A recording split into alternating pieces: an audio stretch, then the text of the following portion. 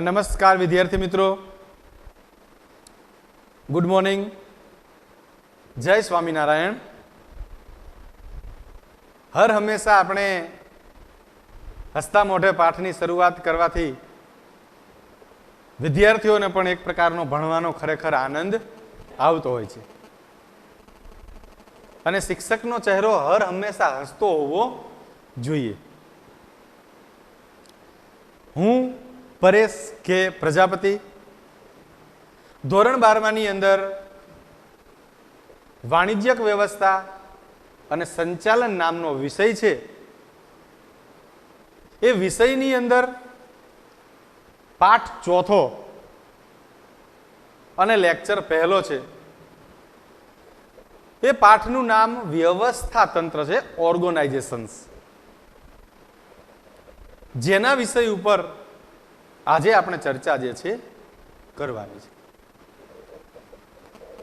તો સામાન્ય ભાષામાં વાત કરીએ તો વ્યવસ્થા તંત્ર એટલે શું થાય? તો વ્યવસ્થા તંત્રનો એક બીજો પણ શબ્દ છે જેને આપણે સંકલન તરીકે પણ ઓળખીએ છીએ। તો કે સંકલન એટલે શું? તો કે ભેગું કરવું, વ્યવસ્થા કરવી। તો કે શેની? તો કે ઔદ્યોગિક ક્ષેત્રની સ્થાપના અને એ સ્થાપના દરમિયાન સજીવ અને નિર્જીવ વસ્તુ અને સેવાઓની યોગ્ય સમયે યોગ્ય જગ્યા ઉપર ઉપસ્થિત કરવી એટલે વ્યવસ્થા તંત્ર થાય। નિર્જીવ વસ્તુમાં યંત્રો, સાધન સામગ્રી, ટેકનોલોજી, વીજળી, પાણી, કાચો માલ, બળતણ વગેરે વસ્તુઓનો સમાવેશ થાય છે। જ્યારે સજીવ વસ્તુઓમાં તમામ કર્મચારીઓ એટલે કે સંચાલનની ઉચ્ચ સપાટી, સંચાલનની મધ્ય સપાટી અને સંચાલનની તળ કે નિમ્ન સપાટીનો સમાવેશ વ્યવસ્થા તંત્રની અંદર થાય છે।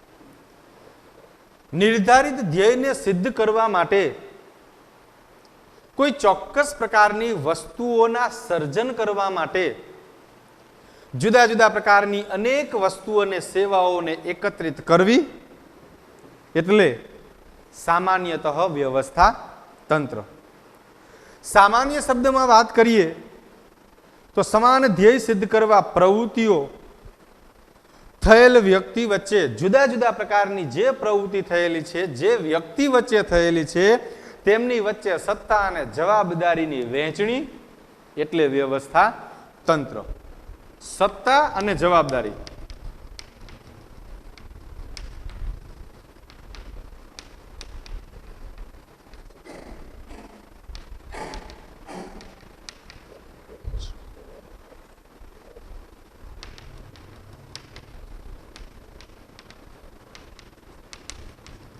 આ પાઠની અંદર આપણે કર્મચારીઓ વિષય ઉપર એમની સત્તા અને જવાબદારી, પાવર એન્ડ રિસ્પોન્સિબિલિટી, આના વિષય ઉપર ચર્ચા જે છે આપણે આ પાઠની અંદર કરવાની છે। ઔદ્યોગિક ક્ષેત્રમાં સંચાલનની ઉચ્ચ સપાટી હોય, એની પાસે પ્રમાણમાં સત્તા વધુ હોય, આપણે આગળ ભણી ગયા હતા, અને એ સત્તાનો ઉપયોગ કરી નિર્ધારિત ધ્યેયને સિદ્ધ કરવા માટે સતત અને અથાગ પ્રયત્ન જે છે કરે છે। અહીંયા આજે આપણે વ્યવસ્થા તંત્રના અર્થ, તેનો ખ્યાલ, તેની લાક્ષણિકતાઓ, તેના વિષય ઉપર આ પાઠની અંદર ચર્ચા આપણે કરવાની છે। આપણે આ પાઠની શરૂઆત કરતાની સાથે જ પરીક્ષાની અંદર આ પાઠને સમાવી લીધેલો છે, માટે તમામ વિદ્યાર્થી મિત્રો આ આખો સંપૂર્ણ પાઠ સરકારની ગાઈડલાઇન્સ પ્રમાણે કોર્સની અંદર આવરી લેવામાં આવેલો છે। માટે એસપીસીસી ની અંદર જેમ આપણે અમુક ટોપિક્સ, પોઈન્ટ્સ અને પત્ર ભણાવ્યા એવી રીતે આ પાઠની અંદર નથી, આપણે આખો પાઠ છે એ ચલાવવાનો છે। તો ચાલો તમામ વિદ્યાર્થી મિત્રો ધ્યાન આપશે। કોઈ પણ વિદ્યાર્થીને કોઈ પણ પ્રકારનો પ્રશ્ન હોય તો એ પ્રશ્ન મને પૂછી શકે છે। તો ચાલો વિદ્યાર્થી મિત્રો, ધોરણ 12માની અંદર વાણિજ્યક વ્યવસ્થા અને સંચાલનની અંદર ચોથો પાઠ જેનું નામ છે વ્યવસ્થા તંત્ર. તો જોઈએ કે આયોજન દ્વારા એકમના ધ્યેય સુનિશ્ચિત કરવામાં આવે છે. કદાચ વિદ્યાર્થી મિત્રો તમને ખ્યાલ હોય તો આયોજન આવા શબ્દ છે, એને ફરીવાર આપણે રિમાઇન્ડ કરાવીશું કે નિર્ધારિત ધ્યેયને સિદ્ધ કરવા માટે જે કાર્યક્રમની ક્રમ પ્રમાણે ગોઠવણી કરવામાં આવે તેને આયોજન તરીકે ઓળખવામાં આવે છે. કોણ કયું કામ ક્યારે અને કેવી રીતે કરશે તેની પૂર્વ તૈયારી એટલે આયોજન. સંચાલનની સફળતાનો આધાર એ માત્ર આયોજન પર નથી, પરંતુ આયોજનના અસરકારક અમલ પર રહેલો છે. આયોજન ગમે તેવું બનાવો, પણ એનો અસરકારક અમલ ન થાય તો તમે તમારા નિર્ધારિત ધ્યેય સુધી પહોંચી શકતા નથી.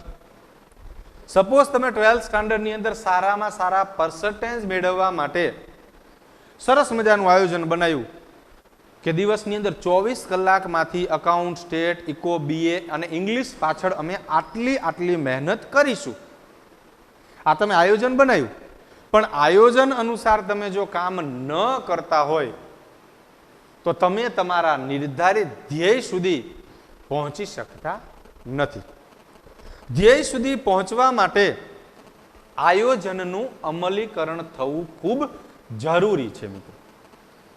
તો આયોજનના અસરકારક અમલ અને ધ્યેયની સિદ્ધિ માટે જ વહીવટીય માળખું રચવામાં આવે છે. કેવું માળખું? વહીવટીય માળખું, જે સંચાલનની ઉચ્ચ, મધ્ય અને નિમ્ન સપાટીની અંદર તેનો સમાવેશ થઈ જાય છે. તો તેને વ્યવસ્થા તંત્ર કહેવાય છે. વહીવટીય માળખું એટલે વ્યવસ્થા તંત્ર. જ્યારે સમાન ધ્યેયની સિદ્ધિ માટે એક કરતા, ધ્યાન આપજો, જ્યારે સમાન ધ્યેયની સિદ્ધિ માટે એક કરતા વધુ વ્યક્તિઓ કામ કરતા હોય ત્યારે એકમમાં અસરકારક વ્યવસ્થા તંત્રની આવશ્યકતા ઉત્પન્ન થાય છે. કયું કામ ક્યારે, કોણ અને કેવી રીતે કરશે તેની સરસ મજાની સુંદર વ્યવસ્થા એટલે આયોજન. અને એ આયોજનનો સમાવેશ છે એ વ્યવસ્થા તંત્રની અંતર્ગત કરવામાં આવે છે. એકમની ધ્યેય સિદ્ધિ અને કાર્ય સફળતાનો આધાર એકમના કર્મચારી વચ્ચે કાર્યની સ્પષ્ટતા વચ્ચે છે. કાર્યની સ્પષ્ટ વહેંચણી, સત્તા અને જવાબદારીની વહેંચણી, કયા કર્મચારી પાસે કયું કાર્ય કરાવવું, કયા કર્મચારીને કયું કાર્ય સોંપવું, આ તમામ પ્રકારની બાબતો વ્યવસ્થા તંત્રની સાથે ગાઢ રીતે જોડાયેલી છે. બધા જ વ્યક્તિ બધા જ પ્રકારનું કામ ન કરી શકે, પણ કયું કામ કયા વ્યક્તિને ક્યારે અને કેટલા પ્રમાણમાં સોંપવું તેનો સમાવેશ યોગ્ય પ્રકારના વ્યવસ્થા તંત્રની અંદર કરી શકાય છે મિત્રો. તો અહીંયા સંચાલનની પ્રક્રિયા જે હેતુઓ સુનિશ્ચિત થાય છે તેને વિધિસર રીતે અમલમાં મૂકવા માટે વ્યવસ્થા તંત્ર અનિવાર્ય મીન્સ જરૂરી છે. તેમજ સંચાલન એ ધંધાકીય સાહસનું એક મગજ છે. ધ્યાન આપજો, સંચાલન એ ધંધાકીય સાહસનું મગજ છે, આયોજન એ પ્રાણ છે અને વ્યવસ્થા તંત્ર એ તેનું શરીર છે. શું છે? શરીર છે. તો અહીંયા મગજ, પ્રાણ અને શરીર આપણા બોડી સાથે ઉત્પાદનની પ્રક્રિયાને ગાઢ રીતે જોડાયેલી છે. જેમ વ્યક્તિનું શરીર જુદા જુદા પ્રકારના અનેક અસંખ્ય નિશ્ચિત સમયે નિશ્ચિત કાર્ય કરે છે, એ જ વસ્તુઓ ઔદ્યોગિક ક્ષેત્રમાં ઉત્પાદનની પ્રક્રિયાથી લઈ અને ઉત્પાદનની પૂર્ણાહુતિ થાય છે. તો અહીંયા જે આપણે વાત કરીએ છીએ એ આયોજન એ પ્રાણ છે, સંચાલન એ મગજ છે અને વ્યવસ્થા તંત્ર એ શારીરિક માળખું છે. તો ચાલો વિદ્યાર્થી મિત્રો આપણે જોઈએ વ્યવસ્થા તંત્રનો અર્થ.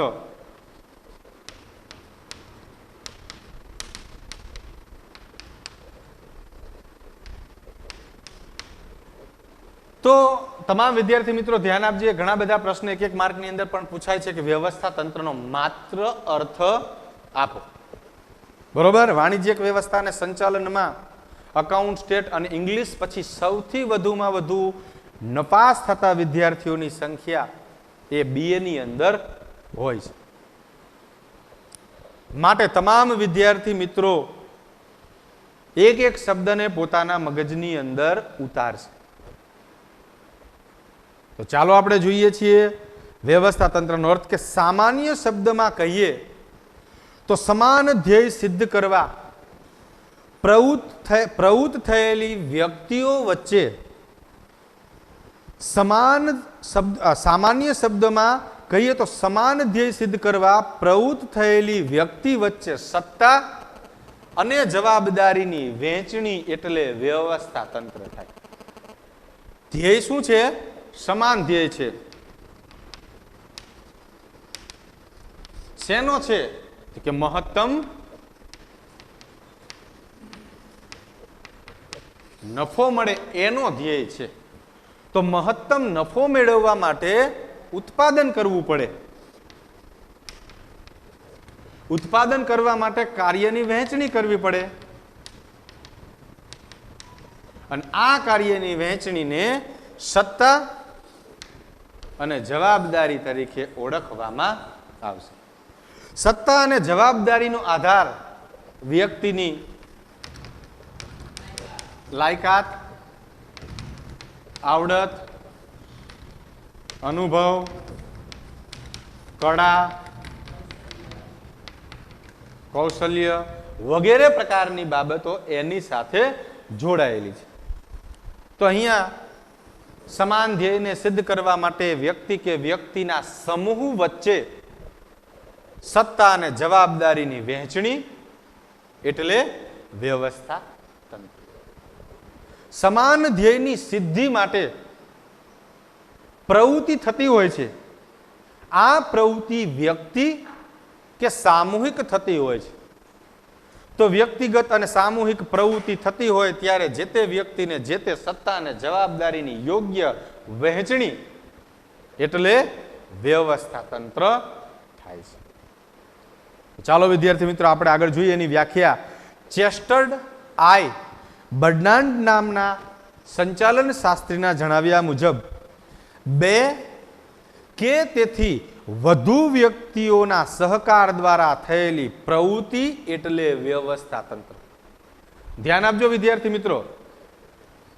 બે કે તેથી વધુ વ્યક્તિઓ વચ્ચે જે કાંઈ પ્રવૃત્તિ થાય છે એ પ્રવૃત્તિને નિર્ધારિત ધ્યેય સુધી લઈ જવા માટેની પ્રક્રિયા એટલે વ્યવસ્થા તંત્ર. લુઈસ એલનના જણાવ્યા મુજબ વ્યવસ્થા તંત્ર એક એવી પ્રક્રિયા છે કે જેમાં નિશ્ચિત એટલે અગાઉથી જ નક્કી કરેલા હેતુઓને સિદ્ધ કરવા માટે લોકો વધુમાં વધુ અસરકારક રીતે કાર્ય કરે છે. તમારે વધારે નફો મેળવવો હોય તો નફો વધુ મેળવવા માટે સતત અને સતત પ્રયત્નશીલ રહેવું પડે છે. તો વ્યક્તિઓને જુદા જુદા પ્રકારની વસ્તુ અને સેવાઓનું સર્જન કરવા માટે સતત અને સતત અથાગ પ્રયત્ન જે તંત્ર દ્વારા કરવામાં આવે છે તે તંત્ર એટલે વ્યવસ્થા તંત્ર. અને આ તંત્ર અસરકારક રીતે સત્તા અને જવાબદારીની વહેંચણી કરી નિર્ધારિત ધ્યેય સુધી પહોંચવાના સતત પ્રયત્નો જે તંત્ર દ્વારા કરવામાં આવે તે તંત્ર એટલે વ્યવસ્થા તંત્ર. તેમજ કાર્યની સ્પષ્ટતા કરવાની, તેનું વર્ગીકરણ કરવાનું, જવાબદારી અને સત્તાની સોંપણી કરવી તેમજ સંબંધો સ્થાપવાની પ્રક્રિયા એટલે વ્યવસ્થા તંત્ર. વ્યવસ્થા તંત્ર એટલે શું? તો કે વ્યવસ્થા તંત્ર એટલે વર્ક ડિવાઇડેશન, કાર્યનું વર્ગીકરણ, કયું કાર્ય ક્યારે, કોના દ્વારા, કોના માટે, ક્યારે કામ પૂરું કરી અને કોને આપવાનું, ત્યાં સુધીની સંપૂર્ણ પ્રક્રિયા એટલે વ્યવસ્થા તંત્ર. કયા વ્યક્તિને કેટલી સત્તા આપવી, કયા વ્યક્તિને જવાબદારી સોંપવી અને વ્યક્તિ વ્યક્તિ વચ્ચે સારામાં સારા સંબંધનું નિર્માણ થાય તેની યોગ્ય વહેંચણી એટલે વ્યવસ્થા તંત્ર. કર્મચારીઓને અંદર અંદર જ બનતું ના હોય અને સતત ઝઘડા કરતા હોય તો ઔદ્યોગિક ક્ષેત્રમાં ઉત્પાદનની પ્રવૃત્તિમાં સમય વ્યર્થ થાય છે, ગુણવત્તામાં ઘટાડો થાય છે, વેચાણમાં ઘટાડો થાય છે અને નુકસાની માલિકને આવે છે. તો માલિકને નુકસાની ન આવે તે હેતુથી સત્તા અને જવાબદારીની વહેંચણી, કાર્યની વહેંચણી અને સાથે સારા સંબંધોનું નિર્માણ જે તંત્ર દ્વારા કરવામાં આવે તે તંત્ર એટલે વ્યવસ્થા તંત્ર, જે વાણિજ્યક વ્યવસ્થા અને સંચાલનની અંદર ચોથો પાઠ છે, જેના વિષય ઉપર આપણે અહીંયા ચર્ચા કરીએ છીએ. તો ચાલો વિદ્યાર્થી મિત્રો આપણે એનો ખ્યાલ જોઈએ કે સમગ્ર વહીવટ તથા સંચાલનની પ્રક્રિયાને અસરકારક બનાવવા માટે કાર્યક્ષમ વ્યવસ્થા તંત્ર હોવું અનિવાર્ય છે. કેવું? કાર્યક્ષમ. અમુક શબ્દને તમે ધ્યાનમાં રાખજો. કાર્યક્ષમ એટલે ધ બેસ્ટ મેનેજમેન્ટ હોવું જરૂરી છે.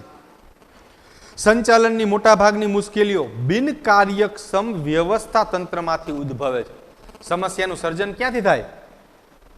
કે જે જગ્યા ઉપર વ્યવસ્થા તંત્ર બિનકાર્યક્ષમ હોય, કેરલેસ હોય, વ્યવસ્થિત ન હોય, ત્યાં અનેક પ્રકારની સમસ્યાઓનું સર્જન જે તે એકમની અંદર થાય છે મિત્રો. અને તેના જ કારણે અનેક પ્રકારની સમસ્યાઓ ઉત્પન્ન થાય છે, તેમજ નિશ્ચિત સમયમાં ધ્યેય સિદ્ધિ કરી પણ નથી શકાતી. તેથી જ જો ધંધાકીય એકમ પાસે યોગ્ય અને અસરકારક વ્યવસ્થા તંત્ર હોય તો જ સાધનોનો ઇષ્ટતમ ઇટ મીન્સ વધુમાં વધુ ઉપયોગ દ્વારા યોગ્ય પ્રકારની સમય, શક્તિ અને નાણાંની બચત કરીને વધુમાં વધુ ઉત્પાદન કરી શકાય છે. જે એકમની અંદર ઓછા ખર્ચે યંત્ર સાધન સામગ્રીનો મહત્તમ ઉપયોગ કરી વધુમાં વધુ ઉત્પાદન કરવામાં આવતું હોય તે એકમનો વિકાસ અન્ય એકમ કરતાં ખૂબ જ ઝડપથી અને ઓછા સમયમાં થાય છે. તો ઓછામાં ઓછા સમય અને શક્તિને ધ્યાનમાં રાખી વધુમાં વધુ ઉત્પાદન કરવા માટે યોગ્ય પ્રકારનું વ્યવસ્થા તંત્ર હોવું જરૂરી છે. આ બધી મોટી મોટી કંપનીઓ જે છે તેનું સંચાલન મંડળ, ધ બોર્ડ ઓફ ડિરેક્ટર્સ અને એનું વ્યવસ્થા તંત્રનું માળખું જે છે બહુ જ સ્ટ્રોંગ હોય છે. એની ભલે મેઇન બ્રાન્ચીસ છે મુંબઈ અને દિલ્હીની અંદર બેઠી હોય, પણ એ એવી રીતે કર્મચારીઓ પાસે ઓલ ઇન્ડિયાની અંદર કામ કરાવે કે ઓછામાં ઓછા સમયમાં ખૂબ જ ઝડપથી અને વ્યવસ્થિત અને ઓછામાં ઓછા ખર્ચે એ કામ થાય ને તે પ્રકારનું અરેન્જમેન્ટ આ લોકોનું હોય છે. કમ્યુનિકેશન ફિલ્ડનો તમે અભ્યાસ કરી શકો છો. જીઓ છે, એરટેલ છે, આઈડિયા છે, વોડાફોન છે. વોડાફોન અને આઈડિયા મર્જ થઈ આઈવી કંપની છે. ઓલ ઇન્ડિયામાં બધાના નેટવર્ક હોય છે, તમને ખ્યાલ છે. પણ એની બધી મેઇન ઓફિસ છે એ મુંબઈ અને દિલ્હીની અંદર હોય છે.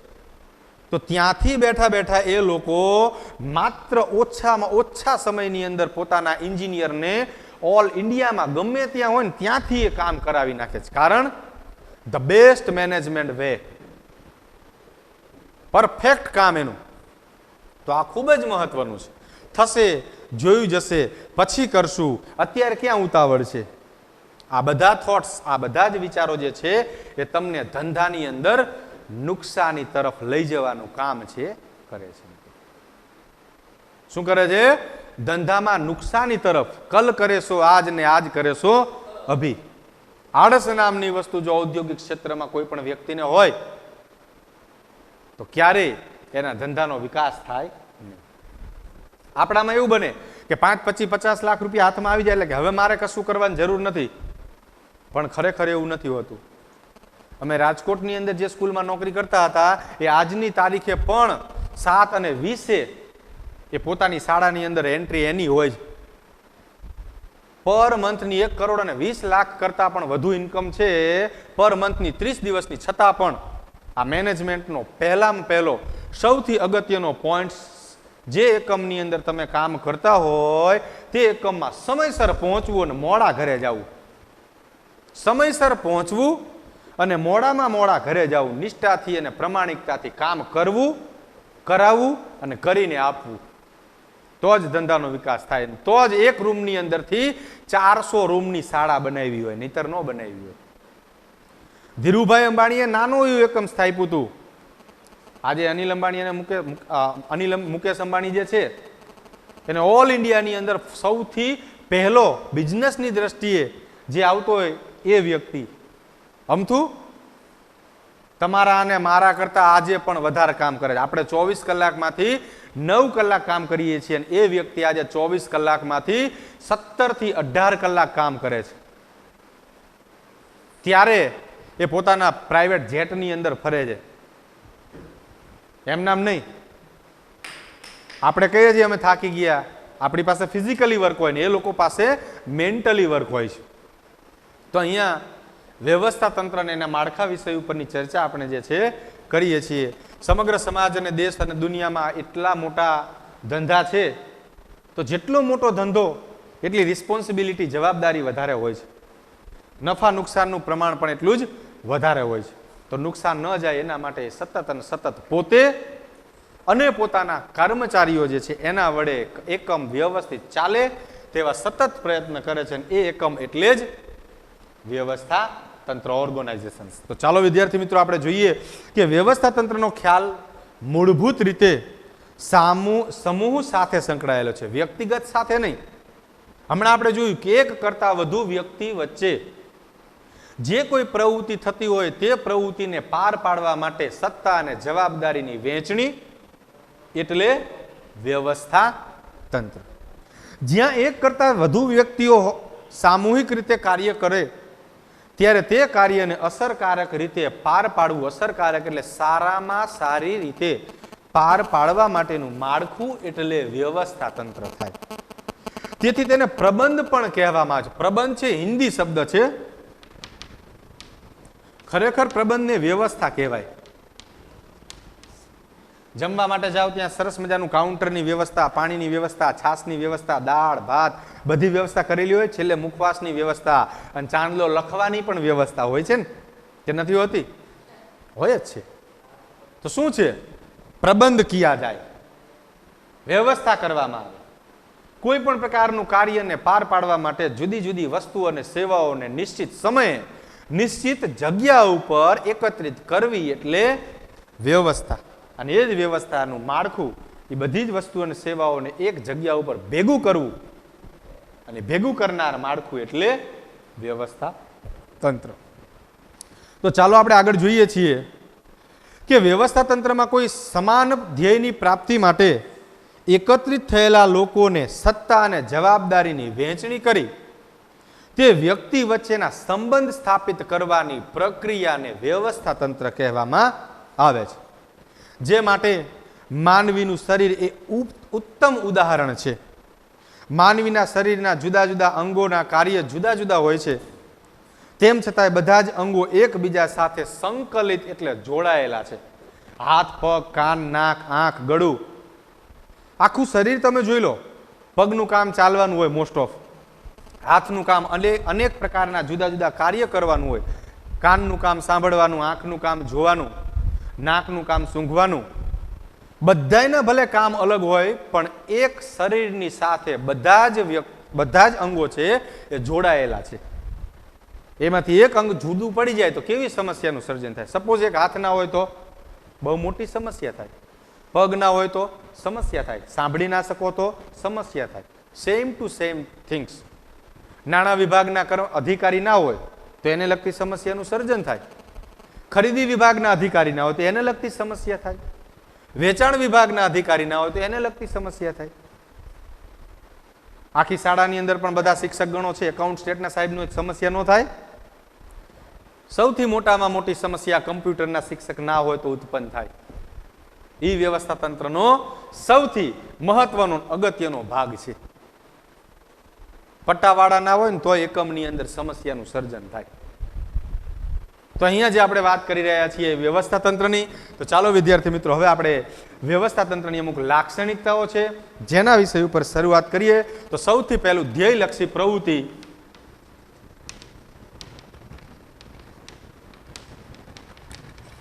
તો આ ટોપિક તમે ઘણી બધી વાર ભણી ગયા છો અને મેં પહેલા પણ વાત કરી લીધી, ઘણા બધા પોઈન્ટ્સ છે તે તમામ પોઈન્ટ્સ સામાન્ય રીતે વારાફરતી આની અંદર છે એ આવતા જશે જે તમે જોતા હશો. તો ચાલો જોઈએ ધ્યેયલક્ષી પ્રવૃત્તિ. તો ધંધાકીય એકમના ધ્યેયની સિદ્ધિ માટે વ્યવસ્થા તંત્રની રચના કરવામાં આવે છે. ટૂંકમાં આપણે વાત કરી કે કોઈ પણ પ્રકારના ધ્યેયને સિદ્ધ કરવા માટે એક કરતા વધુ વ્યક્તિઓને જ્યાં જરૂર પડે તેને સામાન્ય ભાષામાં વ્યવસ્થા તંત્ર તરીકે આપણે ઓળખીએ છીએ. એકમમાં તેના મુખ્ય ધ્યેય ઉપરાંત વિભાગીય ધ્યેયની પણ રચના કરવામાં આવે છે. તેમજ આ ઉપરાંત કર્મચારીઓના વ્યક્તિગત હેતુઓ પણ હોય છે. આમ એકમના હેતુઓ, વિભાગીય હેતુઓ અને કર્મચારીઓના હિતોનું રૈખિક સાંકળ જેવું.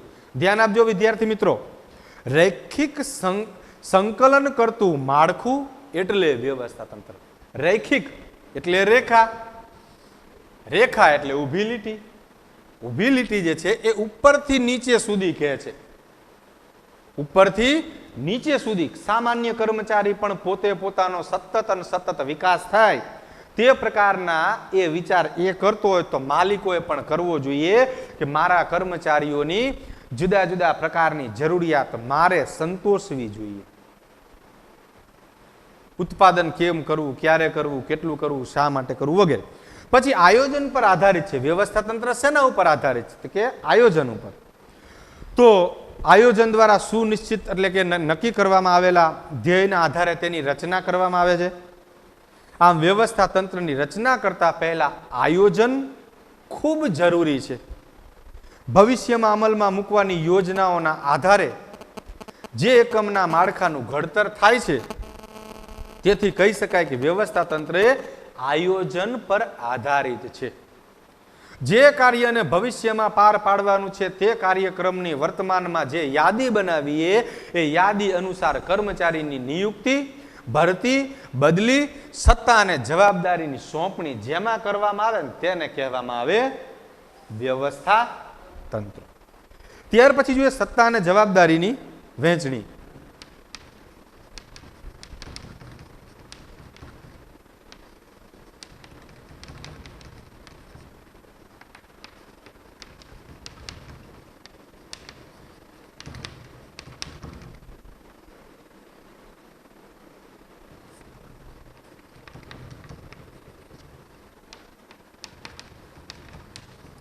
સત્તા અને જવાબદારીની સોંપણી.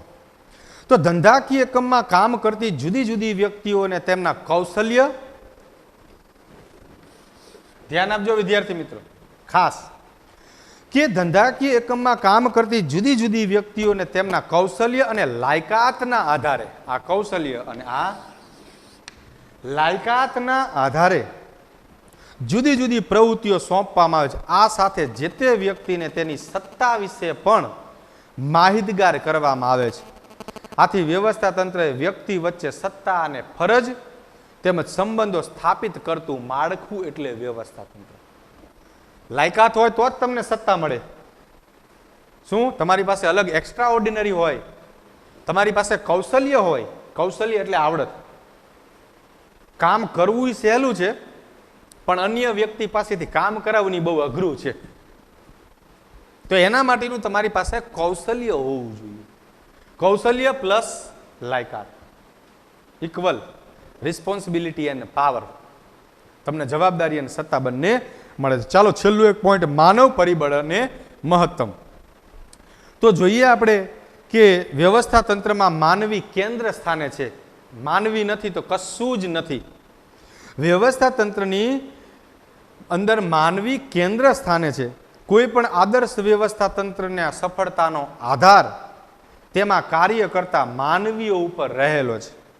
તેથી અસરકારક વ્યવસ્થા તંત્રની સ્થાપના માટે અસરકારક માનવ સંબંધો પ્રસ્થાપિત થયેલા હોવા જોઈએ. જે જગ્યા ઉપર ભાઈચારાની ભાવના, કર્મચારીઓ વચ્ચે સારા સંબંધનું નિર્માણ થતું હોય તે એકમનો વિકાસ અન્ય એકમની તુલનાએ વિશિષ્ટ હોય, વધુ હોય, ઝડપથી હોઈ શકે છે. અને છેલ્લો એક પોઈન્ટ છે પરિવર્તનશીલ. જોઈએ પછીના પોઈન્ટ છે કાલે આપણે જોઈશું.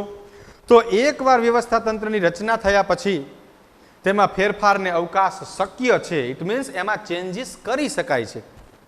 બદલાતા જતા સંજોગો અને પરિસ્થિતિ અનુસાર વ્યવસ્થા તંત્રમાં સાનુકૂળ ફેરફારો કરી શકાય છે. સમયાંતરેમાં કંઈક ને કંઈક પરિવર્તન કરી શકાય છે. નવી ટેકનોલોજી અમલમાં આવે, નવી શોધખોળો થાય, તેમજ ધંધાકીય પર્યાવરણમાં ફેરફાર થાય ત્યારે વ્યવસ્થા તંત્રમાં જરૂરી ફેરફાર કરી નવી બાબતોને આવકારવાથી નિર્ધારિત ધ્યેય સુધી ઓછા સમયમાં અને ઝડપથી જે તે વ્યક્તિ, પેઢી કે સંસ્થા છે પહોંચી શકે છે. તો ચાલો વિદ્યાર્થી મિત્રો, હવે કાલે આપણે જે છે એ નેક્સ્ટ